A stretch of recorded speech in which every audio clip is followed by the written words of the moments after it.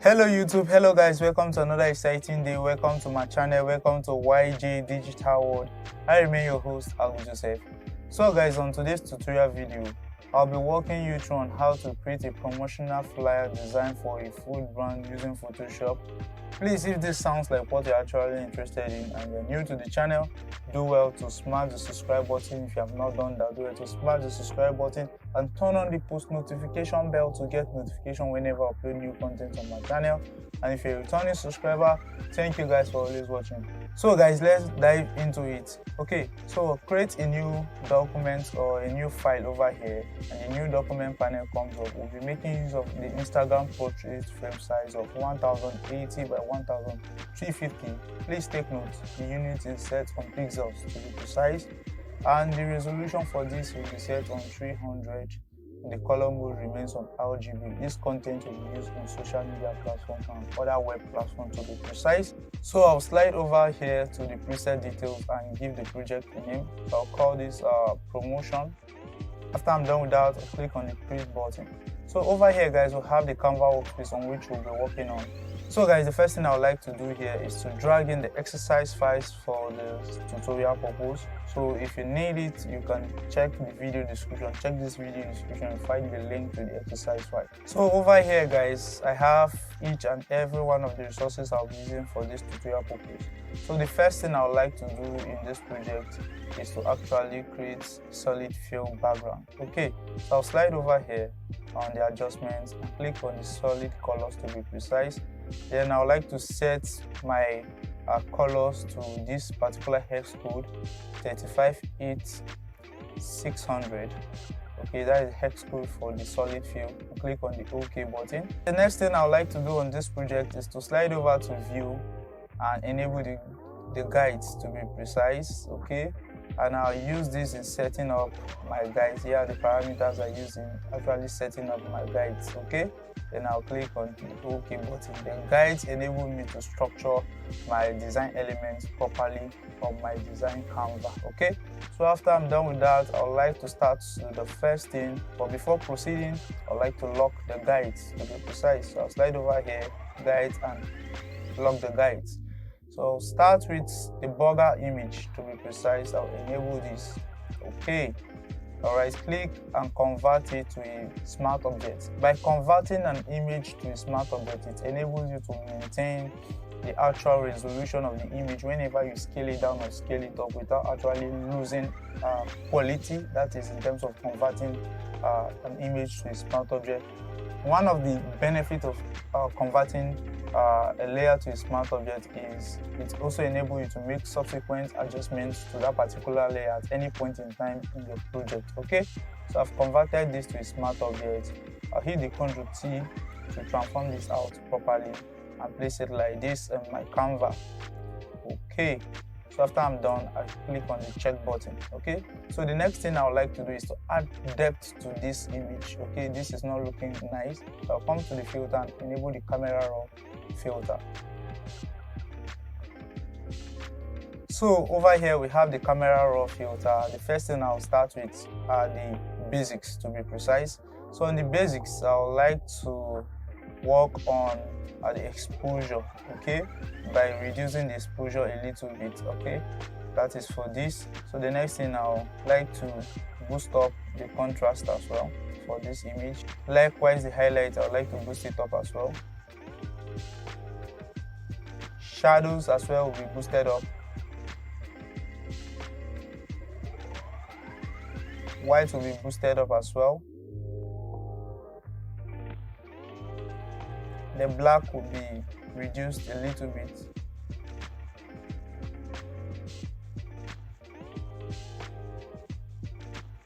For the white, I would like to adjust it a little. I noticed it was too intense. Increase texture as well.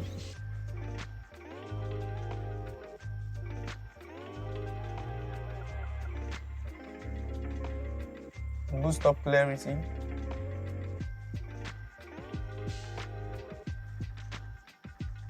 Okay, so guys, when making use of your Photoshop camera roll, there are no actual rules, so you just play around and allow your eyes to guide you precisely.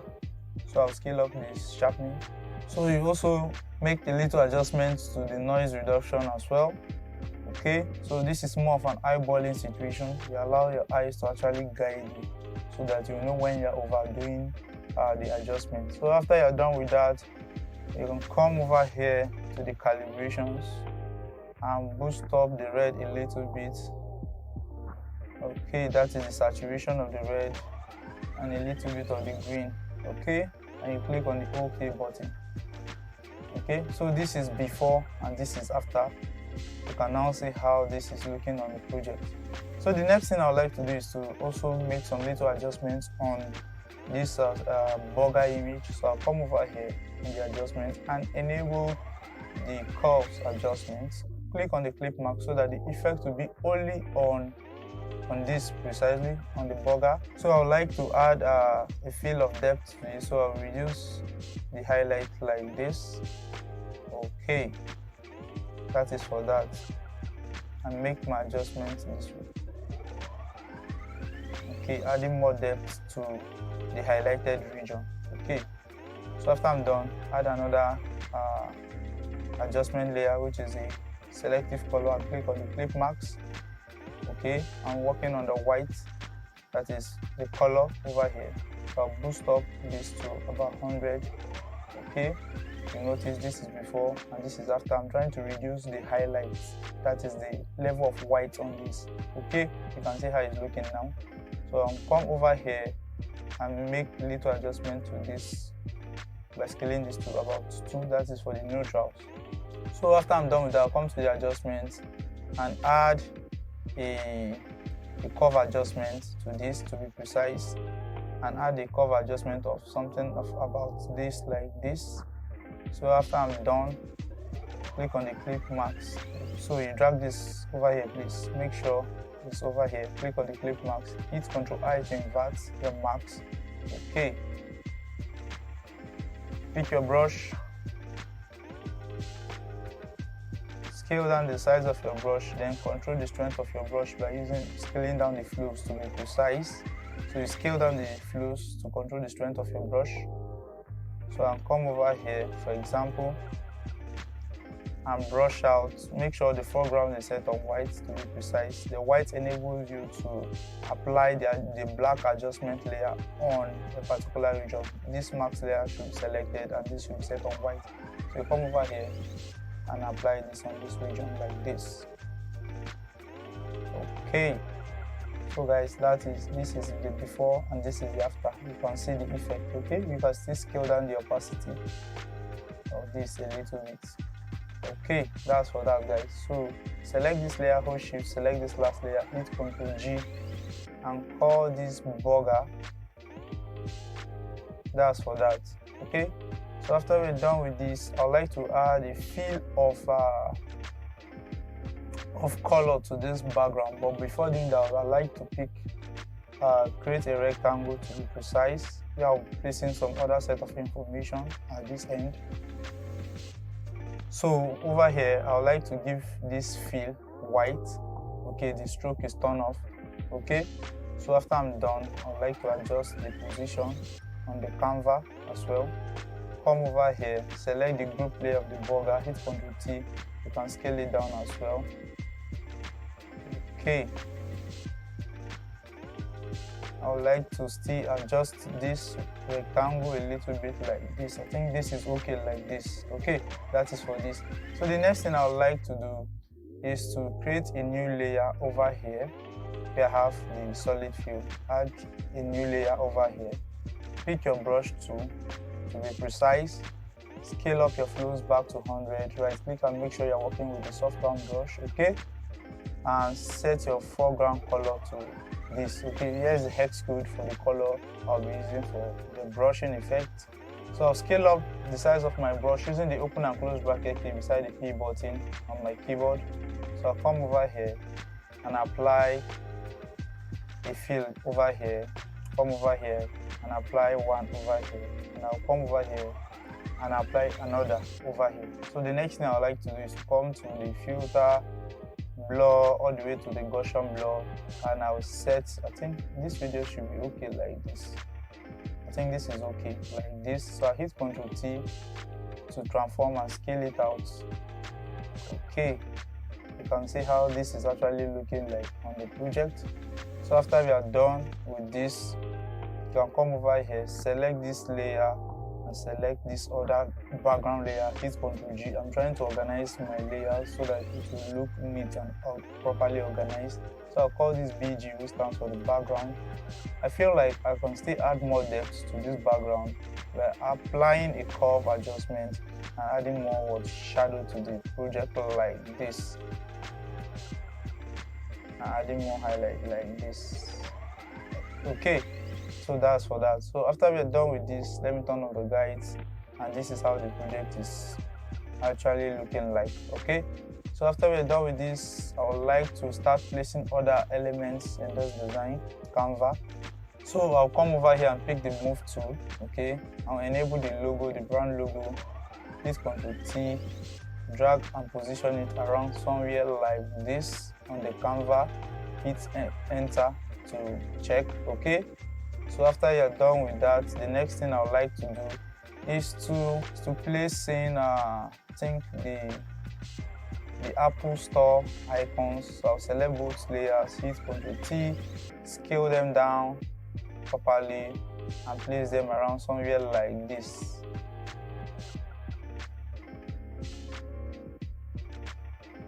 So I'll select both layers and adjust their position on my Canva like this. So after I'm done, I'll enable the QR code. Let me group these two layers together. I'll call this store. For the QR, I'll enable the QR code, transform it by hitting Ctrl T, scale it down and place it around somewhere like this on the Canva. Okay, scale it up like this and place it on your Canva. Okay, that is for that. So the next thing I would like to do is also enable the stamp image, which I'll be using to place my price tag. So I'll place it around somewhere like this. So I'll check. Okay, so after placing this over here, you can choose to change the color of this. Okay, you can see red complements the green fill. Okay, so I'll choose to change the color by coming to the adjustment and enabling the hues and saturation. Click on the hand icon over here, left click to sample a region from the stamp icon and make adjustment like this. But please click on the clip mark so that the effect will be only on the stamp.